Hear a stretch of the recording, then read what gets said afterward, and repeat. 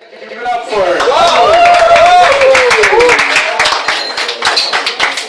Hi guys, can you hear me? Yeah, so this particular poem is about to feed a fire priest, but more than him, it's about, well, in this case, just one of his victims. But this is I've tried to make it in general about, any victim of any sort of sexual abuse, especially in childhood. I call it "Call Me Father." He hasn't stopped praying. Not since the day his mother found a pair of bloodstained shorts in the wash. The only one he'd forgotten to burn in his backyard, their ashes scattered around the roots of a cherry tree in a church courtyard.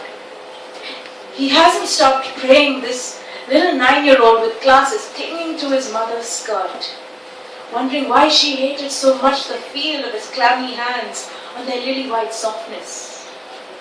But he is alone now, and he is praying. All the way to the confessional, a suffering naked Jesus hanging on a cross right behind him, saying, "I know what it feels like to feel the wind on your bare skin and not like it. I know what it feels like to be told you asked for it the moment they rip your clothes off you. I know what violation feels like." Outside, the cherry tree sheds teardrops the size of petals, teardrops the color of blood, the teardrops it shed the day he cried, "Stop!" His hands haven't stopped shaking. His knees haven't stopped knocking against each other, clickety-clack, every time he passes that cherry tree. Still, he hasn't stopped praying.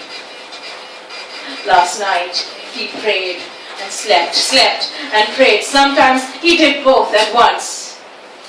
By morning, his pillow was soaked in salt water and his bed sheets in urine. He burned them too. "Father, forgive me, for I've sinned.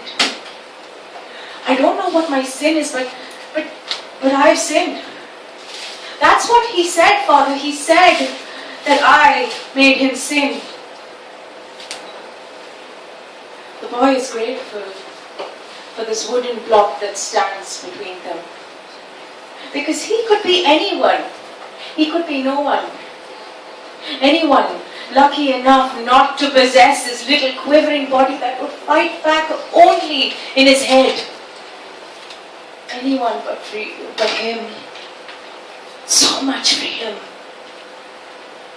It pries open his eyes and loosens his tongue. Father nods at every second word. "The altar boy's room," he says. "The changing room. Sometimes his bedroom." He never mentions the cherry tree. "The biscuit tray is empty," he says. "A brown rim around the insides of a teacup. A painfully beautiful sunny day outside, but his clothes smell of damp dungeons and cream robes stained off-white, lying discarded on the ice-cold church floor, his fists curled, his eyes shut tight, his spirit pretending to dance beneath disco lights, but following the waning scent of cherry blossom perfume 100 miles away, his legs hanging from a table in the corner of a room, dangling like a dead limb. And the words Father Joe would ask him to say, "Shh! Quiet! You wouldn't want your papa to hear, would you?" And then the boy hears this. "When you orgasm, call me Father." He doesn't search the dictionary for the definition of orgasm, because all he knows the moment he hears it is that the white-hot pain stinging in his loins now has a name. "Father," he says, My hands go clammy every time I hear the word Father. Then don't say it, he says.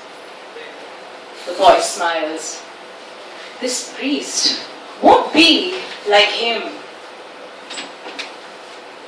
His words are lava now, descending slow, spreading thick, a low rumble threatening release. He doesn't stop speaking. He can't. All those gold-tinted afternoons believing that only if he kept his eyes shut tight enough, didn't engrave the outlines of that face on his brain often enough, didn't fight back often enough. For one precious lifetime, this would not be real. Father is quiet. When he speaks, his voice is a low rumble. 5 Our Fathers, 10 Hail Marys. Recite the act of contrition. If you don't know it, learn it off by heart. Forgive. And just as the boy is about to leave, Father tells him to tell his papa that they'll need him to drop by next Sunday.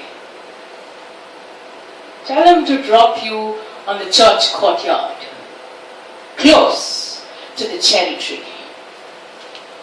The boy freezes. He doesn't recite anything that day. No Our Fathers, no Hail Marys, doesn't learn the act of contrition, doesn't tell Papa, never stops praying. Father sees him next on Sunday, with the naked Jesus groaning right behind him. Eloi! Eloi! Lama sabachthani! My God, why have you forsaken me? Father closes the door. The boy stops praying. Thank you.